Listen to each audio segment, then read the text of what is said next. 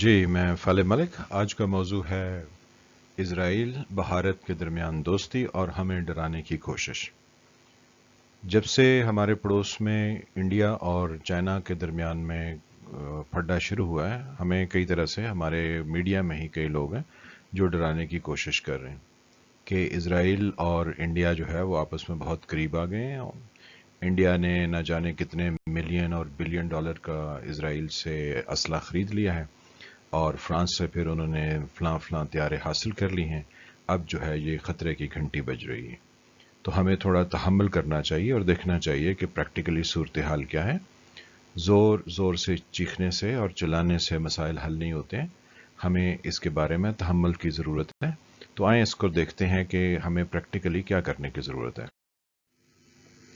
ये एक अंडरस्टूड बात है जो कि पिछले कपल ऑफ मंथ से जारी है कि इंडिया और चाइना जो है वो एक दूसरे से लड़ाई के मूड में है या एक दूसरे को अपने मसल्स दिखाने की कोशिश कर रहे हैं। अब पाकिस्तान जो है वो नेचुरली चाइना का जो है वो इत्तेहादी भी बनता है और जब से ग्वादर के ऊपर हमने सी पैक का प्रोजेक्ट शुरू किया है तो उससे पूरी दुनिया की सियासत जो है वो चेंज हो गई। लेकिन इसमें मज़ीद जो है वो एक्सप्लोर करने की ज़रूरत है।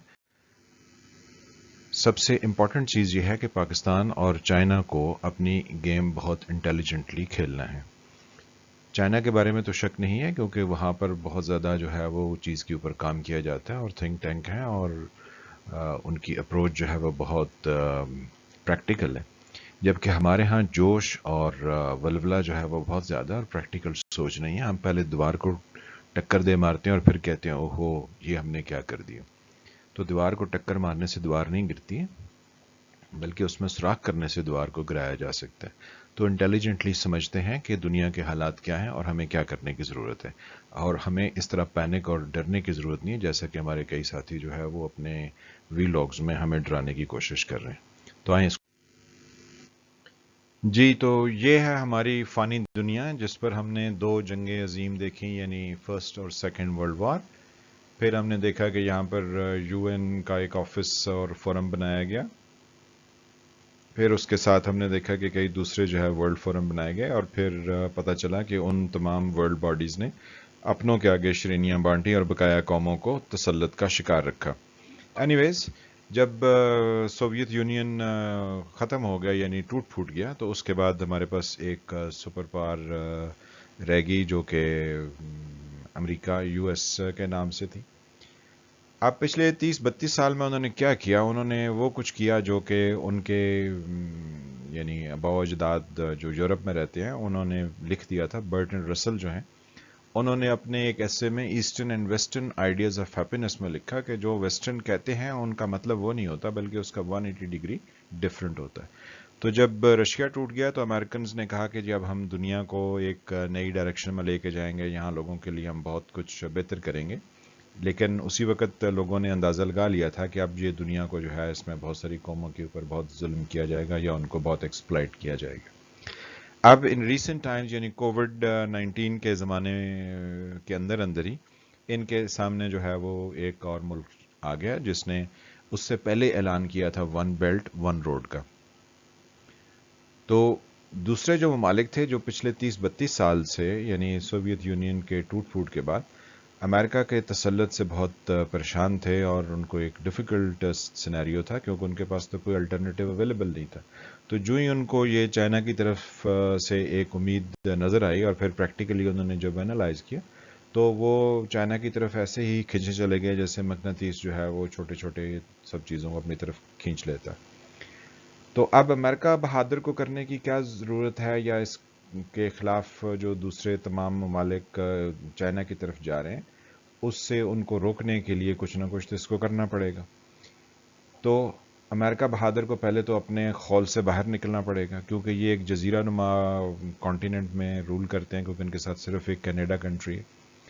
तो इनको यहाँ से निकल के फिर उसके बाद जो है वो पतली गली से यानी यहाँ पर पॉइंट ए पे अंटार्कटिका और अफ्रीका के दरमियान से यहाँ से गुजरना पड़ेगा क्योंकि ये जो पहले अपने चहीते इज़राइल के पास डायरेक्ट मेडिटरेनियन सी में स्ट्रेट अवे एंटर हो जाते थे, अब ये उनके लिए एक डिफ़िकल्ट सिनेरियो बनने वाला है और इसको थोड़ी देर में मैं आपको एक्सप्लेन करता हूँ। پھر اس کے بعد جو ہے وہ یعنی افریقہ کے نیچے سے یہ گھوم کے جائیں اور اپنے پہلے اتحادی انڈیا سے جا کے جو ہے وہ اس کا ساتھ دیں. حالانکہ انڈیا کو جب سے چائنا نے جو ہے وہ دبوچا ہے تو انڈیا کے فیور میں نہ تو امریکہ نے کوئی ذکر کیا ہے، نہ ہی امریکہ کا جو دوسرا اتحادی تھا آسٹریلیا، اس نے کوئی اس میں کوئی آ کے کردار ادا کیا، اور نہ ہی اس کے جو ہے وہ تیسرے اتحادی نے. یعنی ٹوٹل یہ 4 ممالک ہو گئے، امریکہ، انڈیا، آسٹریلیا اور جاپان. تو ان 3 ممالک نے تو انڈیا کے فیور میں کوئی ایسا قدم نہیں اٹھایا اور نہ ہی کوئی ایسا بیان دیا.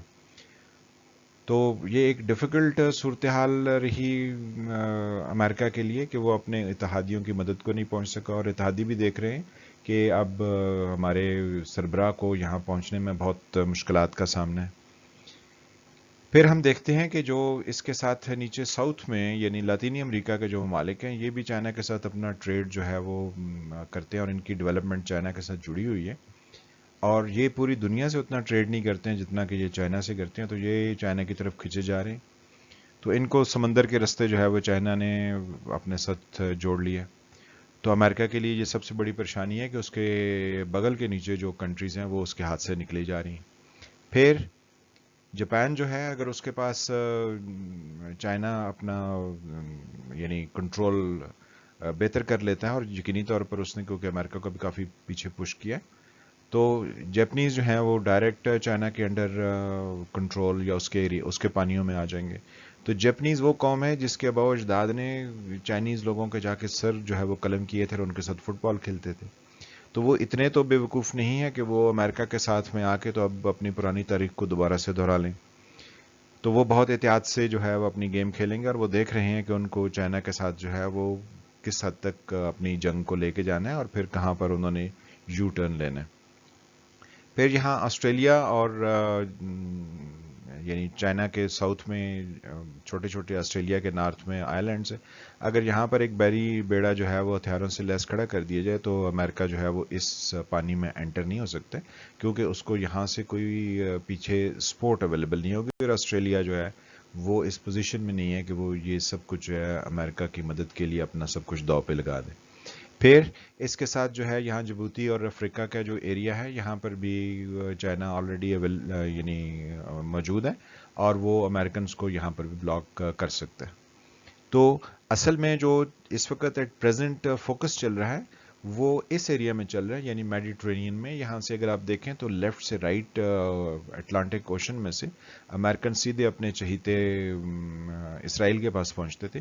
تو اب یہاں پر ان کا جو ہے یہ کالے کرتوت والا یورپ کے نیچے اسرائیل جو ہے وہ بلاک ہونے جا رہا ہے، کیونکہ اس کے اوپر جو ہے وہ ہمارا ترکی ملک اویلیبل ہے جو ان کو آج کل جو ہے ان کے دانت کھٹے کر رہے ہیں.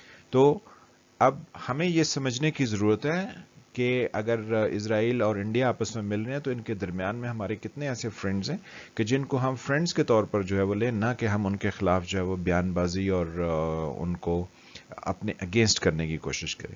اسرائیل اور یو ای کا آپس میں اگر جو ہے وہ تھوڑا ایک طرح کا معاہدہ ہو گیا ہے تو اس میں کوئی ایسے سیخ پا ہونے کی ضرورت نہیں ہے. بعد میں جا کے آج کے دوست کل کے دوست نہیں ہو سکتے ہیں، اور آج کے دشمن کل کے دشمن نہیں ہو سکتے ہیں.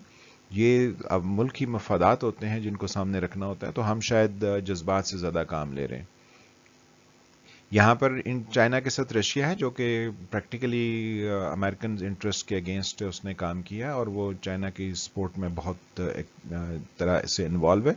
اور یہاں پر ہمارے تمام عرب کنٹریز ہیں، یعنی سعودی عربیہ ہے، یہاں پہ یو اے ای ہے، پھر اس کے ساتھ قطر ہے، پھر اس کے ساتھ بحرین ہے، پھر اس کے ساتھ عراق ہے، پھر اس کے ساتھ دوسرے سیریا ہے، اور یعنی چھوٹے جو عرب کنٹریز ہیں وہ سارے عمان اور یمن اور اس طرح کے یہ سب یہاں پر واقع ہیں. اب ہم پاکستان کے جو نمائندے ہیں، یعنی پاکستان کی گورنمنٹ کو سعودی عرب کے اگینسٹ اس طرح سے بیان دے کے اور پھر جو ہے وہ دھمکیاں دینے کے، یہ ہم نے بیچ میں جو ہے خرابی کا کردار ادا کر رہے ہیں. ترکی اور ایران اور عرب کنٹریز یا دوسرے اسلامی ممالک جتنے ہیں ان سب سے ہم اتنے ہی دوستانہ ہیں جتنے کہ ہم جو ہے وہ سعودی عرب سے یا ترکی سے ہو سکتے ہیں. لیکن ہم اگر ان کے درمیان جو ہے وہ برج کا کردار ادا نہیں کریں گے اور ہم بیچ میں جو ہے جذباتی قسم کی تقاریر کریں گے اور جذباتی انداز میں کہیں گے کہ آپ نے یہاں پر کچھ نہیں کیا تو ہم آپ کے اگینسٹ ہو جائیں گے، تو ہم وہ کردار ادا نہیں کر رہے ہیں جو ہمیں کرنا چاہیے، کیونکہ یہاں پر فرینڈ شپ کو ایکسٹینڈ کرنے کی ضرورت ہے اور اپنے مفادات کو آگے بڑھانے کی ضرورت ہے۔ اگر ہم عرب اور ترکی اور ایران کے درمیان ایک برج کا کردار ادا کریں تو ہم اپنے بہت سارے جو خوف ہم نے ارد گرد اپنے پال رکھے ہم اس میں سے نکل جائیں گے، لیکن تحمل سے سوچنا اور اس پر کام کرنا شاید یہ ہمارے قومی مزاج کا حصہ نہیں ہے۔ اب یہ ہمارا وطن عزیز یہاں پر واقع ہے، تو آپ اندازہ لگا سکتے ہیں کہ ہماری لوکیشن جو ہے وہ کتنی امپورٹنٹ ہے۔ تو اسرائیل اور انڈیا کے درمیان جو ہے وہ جتنے بھی ہتھیاروں کا آپس میں خرید و فروخت کا کام ہو جائے، انڈیا اس میں انویسٹمنٹ کرے، اس سے ہتھیار خریدے، اسرائیل کی اکانومی جو ہے وہ انڈیا کی یعنی ہتھیار بیچ کر اپنے نقصان کو پورا کرے، یا انڈیا جو ہے وہ یورپ میں جا کے فرانس سے طیارے لینے کی کوشش کرے، ہمیں اس پر پریشان ہونے کی ضرورت نہیں ہے، ہمیں صرف تحمل سے دیکھنے کی ضرورت ہے۔ اور گیم جو ہے وہ کیونکہ ہمارے کنٹرول میں اس وجہ سے ہے کہ ہم چائنا کے ساتھ اس طریقے سے انوالو ہیں کہ چائنا کو ہماری بہت ضرورت ہے، آف کورس ہمیں بھی چائنا کی ضرورت ہے، تو ہم اس پولیٹیکل انٹرسٹنگ گیم کو ایک انداز سے کھیلیں۔ اگر ہمارے اندر کھیلنے کی جرت اور ہمت نہیں ہے تو وہ ہمیں پیدا کر لینی چاہیے، اور اگر ہم یہ نہیں کر سکتے تو ہمیں حکومت سے الگ ہو جانا چاہیے اور کسی دوسرے جو ہے وہ گروہ کے یعنی اس کی کسی دوسرے گروہ کو حکومت کرنے کا موقع دینا چاہیے، بجائے اس کے کہ ہم جو ہے وہ پینک میں آ کے تو اس طرح کی جو ہے وہ گفتگو کر دیں کہ جس سے ہمیں نقصانات ہوں۔ تو تھوڑا تحمل سے کھیلیے، تھوڑا تحمل سے دیکھیے، تو یقینی طور پر ہم بہت ون ون کی سچویشن میں اور پریکٹیکلی ہم اس میں بہت کچھ کر سکتے ہیں، اور ہم we are capable of doing, صرف ہمیں اس پر غور کرنے کی ضرورت ہے۔ تو ملتے ہیں کسی اگلے موضوع کے ساتھ، تب تک کے لیے خدا حافظ۔